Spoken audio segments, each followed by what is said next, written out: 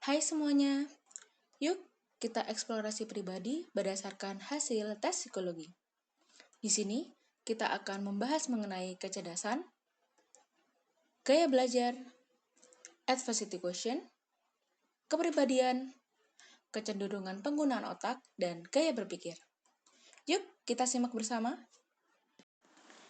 Sebelum kita membahas lebih jauh, yuk kita pahami terkait standar nilai yang ada.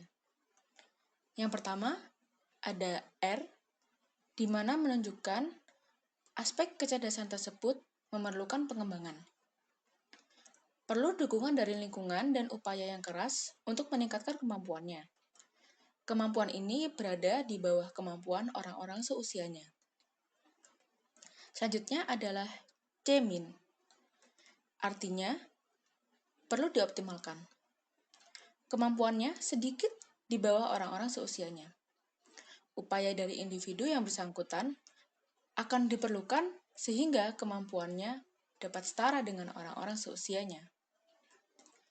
Selanjutnya adalah C, yang artinya cukup memadai, di mana kemampuannya setara dengan orang-orang atau kelompok yang seusianya. Selanjutnya adalah C+, yang artinya relatif berkembang. Artinya, kemampuannya di atas orang-orang atau kelompok yang seusia dengannya.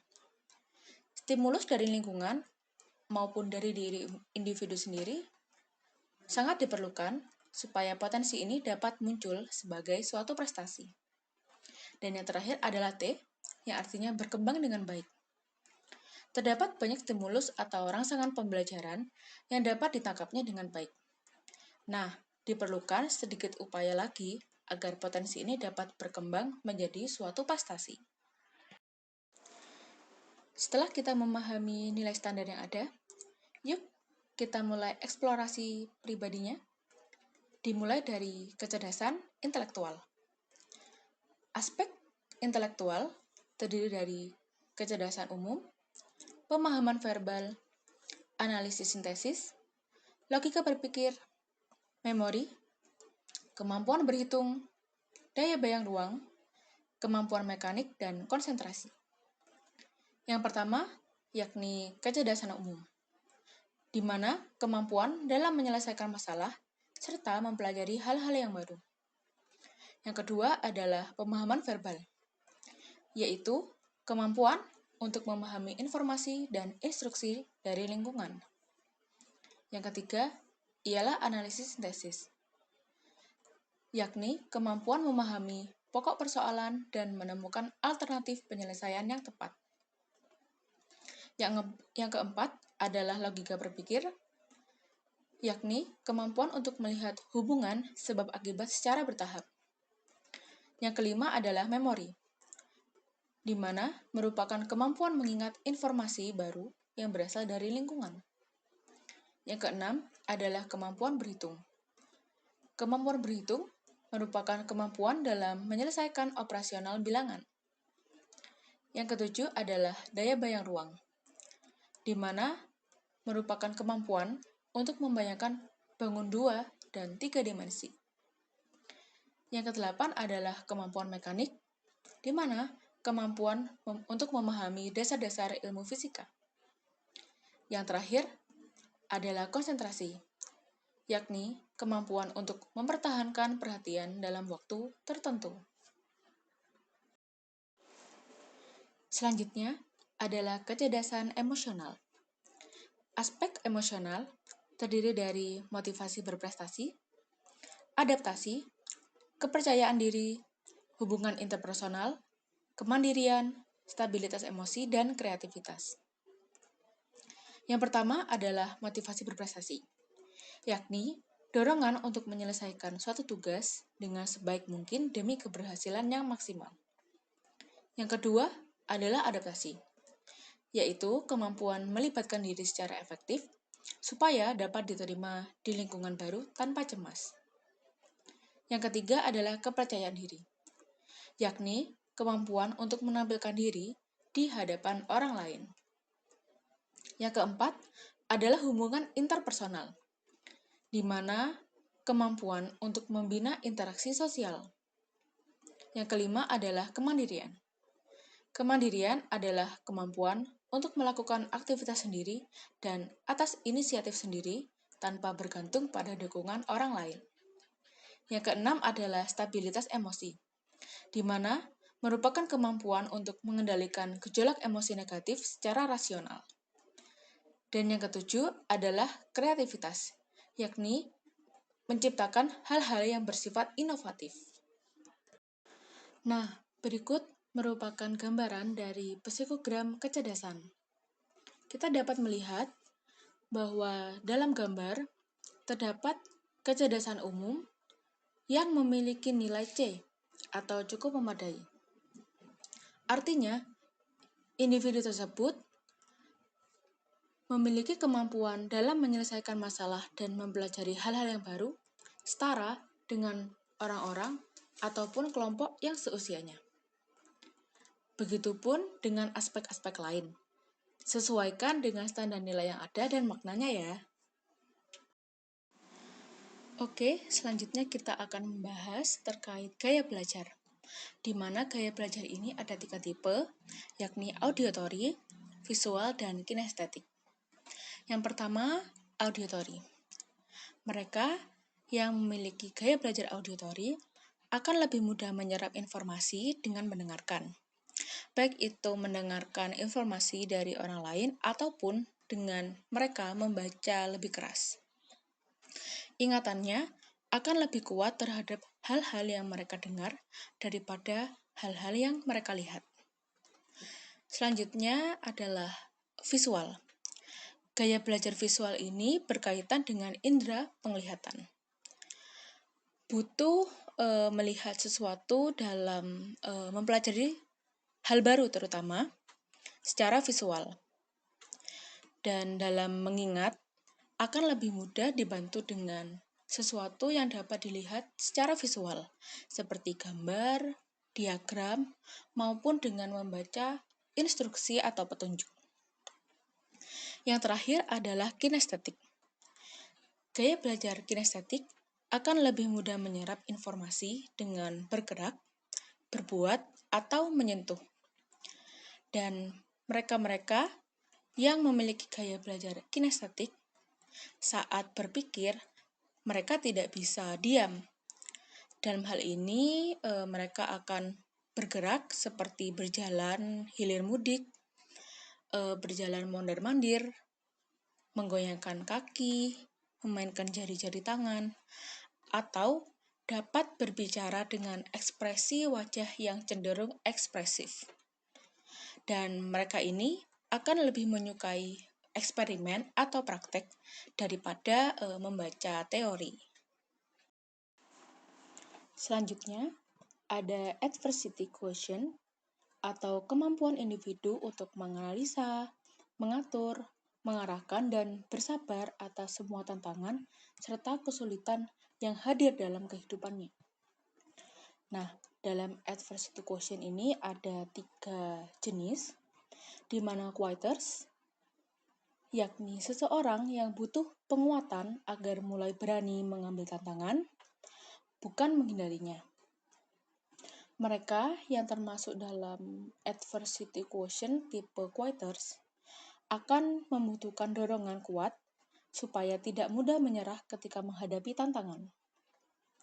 Selanjutnya adalah tipe campers, di mana mereka ini merupakan sosok yang cepat merasa puas dan sulit keluar dari zona nyaman.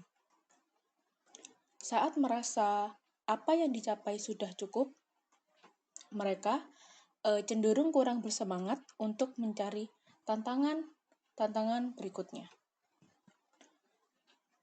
Tipe yang terakhir adalah tipe climbers, di mana mereka dengan tipe climbers ini merupakan seseorang yang menyenangi tantangan dan mampu memotivasi diri ketika menemui hambatan. Mereka cenderung memiliki semangat yang tinggi dan selalu berusaha untuk memikirkan berbagai kemungkinan dan solusi untuk mengatasi tantangan tersebut. Mereka ini cenderung rutin dalam membuat target pencapaian baru dalam kehidupannya. pelaku.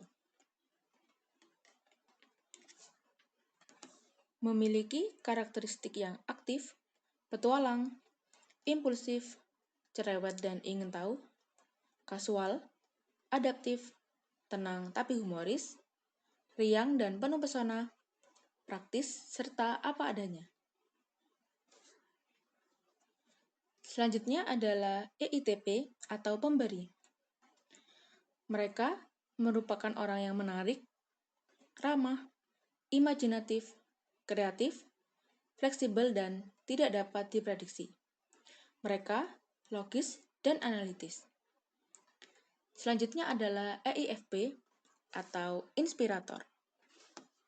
Si inspirator ini merupakan sosok yang penuh semangat, cerewet dan mudah bergaul, pintar dan ingin tahu, penuh perhatian, sensitif, mudah beradaptasi, namun kadang-kadang tidak rapi.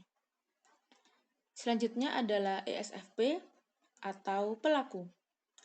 Mereka adalah orang-orang yang hangat, menyenangkan dan riang, sensitif, penuh perhatian dan lembut, sosial dan tidak dapat diprediksi, memiliki semangat hidup yang besar, responsif, dan sangat sadar akan dunia fisik.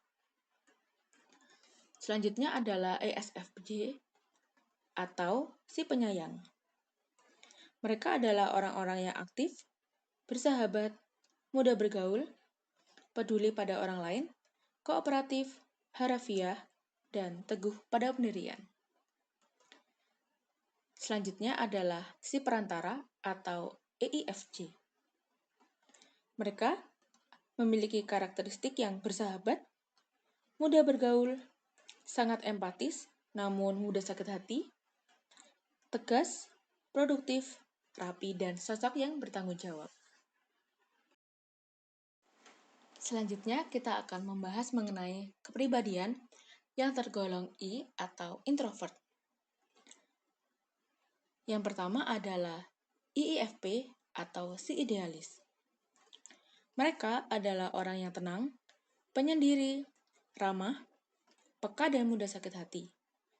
Mereka adalah sosok yang berdedikasi pada orang-orang dekatnya, sosok yang kreatif dan orisinil.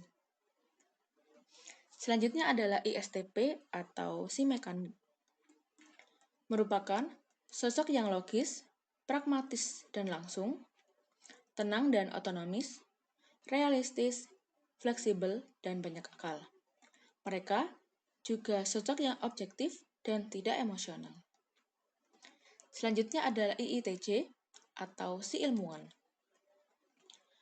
Mereka memiliki karakteristik yang otonomis, menyendiri, intelektual, imajinatif, inovatif dan unik, kritis, analitis, selalu ingin tahu, menghindari hal-hal sosial, rapi dan definitif. Selanjutnya adalah ISTJ atau si pelaksana tugas. Mereka memiliki ciri-ciri berhati-hati, konservatif, realistis dan praktis, logis, jujur dan apa adanya. Mereka akan menolak perubahan dan nyaman dengan rutinitas. Selanjutnya adalah ISFJ atau pengasuh.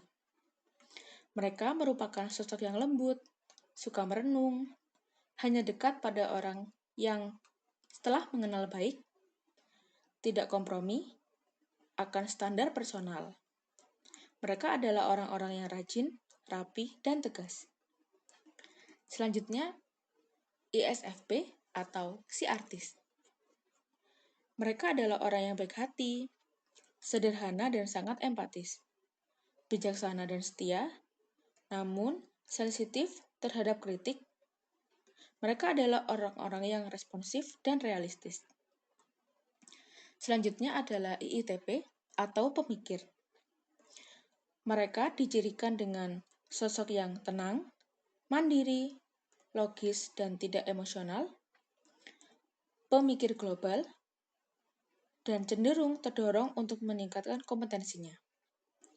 Mereka tidak mau kompromi dan merupakan sosok yang tidak dapat diprediksi. Yang terakhir adalah IIFJ atau si pelindung.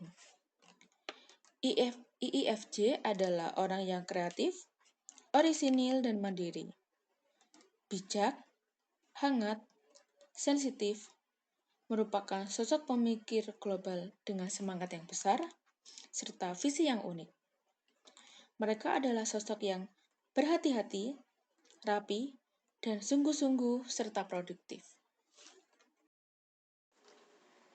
Selanjutnya, kita akan membahas mengenai penggunaan belahan otak kanan ataupun otak kiri. Nah, kalian yang mana nih guys? Dalam pengolahan informasi, otak kiri akan memproses info secara linear atau langkah demi langkah. Sedangkan pada otak kanan, mereka akan memproses info secara holistik atau menggunakan banyak cara. Dalam keterlibatan proyek, si otak kiri akan mengidentifikasi rincian yang penting. Sedangkan si otak kanan akan melihat hasil akhir dengan kejelasan. Persepsi pada otak kiri adalah analitis. Sedangkan pada otak kanan adalah kreatif. Pada alur kerja, si otak kiri akan menyelesaikan secara berurutan. Sedangkan si otak kanan akan menyelesaikannya secara acak. Dan dalam pemecahan masalah, si otak kiri akan menggunakan logika untuk menyelesaikan masalahnya. Sedangkan si otak kanan akan menggunakan intuisi atau perasaannya untuk menyelesaikan masalah. Gimana? Sudah jelas kan perbedaannya? Selanjutnya adalah gaya berpikir sekuensial abstrak. Sebagaimana kita sudah membahas mengenai sekuensial di sebelumnya, kita akan membahas mengenai abstrak. Abstrak ini akan memproses informasi melalui kemampuan berpikir yang tidak terlihat dan berbentuk secara indera fisik. Dalam artian kebalikan dari konkret yang sebelumnya. Mereka yang memiliki gaya berpikir sekuensial abstrak memiliki ciri-ciri sebagai berikut, yakni mengumpulkan data sebelum membuat kesimpulan, menganalisis dan meneliti gagasan, menggambarkan urutan peristiwa secara logis, menggunakan fakta untuk membuktikan suatu teori, mudah memahami sesuatu jika mempelajarinya dengan mengamati, bukan mengerjakannya. Mereka hidup dalam dunia gagasan yang abstrak dan menyelesaikan suatu persoalan sampai tuntas. Selanjutnya adalah gaya berpikir acak konkret. Gaya berpikir acak merupakan kemampuan dalam mengarahkan pikiran untuk memahami dan mengatur informasi secara holistik atau melalui banyak cara. Biasanya, gaya berpikir ini digunakan oleh orang-orang yang cenderung menggunakan otak kanan untuk memproses informasi. Sebagaimana konkret sudah dijelaskan sebelumnya, gaya berpikir acak konkret memiliki karakteristik yakni sebagai berikut. Mereka memiliki sikap eksperimental yang diiringi dengan perilaku kurang terstruktur. Mereka berani mengambil resiko dan memiliki dorongan yang kuat untuk menemukan alternatif. Mereka akan mengerjakan segala sesuatu dengan cara mereka sendiri dan lebih berorientasi pada proses daripada hasil. Yang terakhir adalah gaya berpikir acak abstrak. Sebagaimana dijelaskan sebelumnya, di mana gaya berpikir acak ini mengarahkan pikiran untuk memahami dan mengatur informasi secara holistik, sedangkan abstrak yakni memproses informasi melalui kemampuan berpikir yang tidak terlihat dan berbentuk secara indera fisik. Mereka yang memiliki gaya berpikir acak abstrak cenderung mendengarkan orang lain dengan sungguh-sungguh, menciptakan situasi damai dengan orang lain, menyadari kebutuhan emosional orang lain, melakukan sesuatu sesuai dengan caranya sendiri, memiliki banyak prinsip umum dengan siapapun. Mereka berperan serta dengan antusias dalam pekerjaan yang disukai, serta mampu mengambil keputusan dengan perasaan, bukan dengan pikiran. Selesai sudah pembahasan mengenai eksplorasi pribadi. Ingat ya teman-teman, meskipun kalian memiliki intelektual, emosional, gaya belajar, adversity quotient, kepribadian, penggunaan belahan otak, dan gaya berpikir yang bermacam-macam, kalian adalah sosok yang unik dan tidak dapat tergantikan. Tetap semangat, dan sampai jumpa di pembahasan berikutnya. Terima kasih.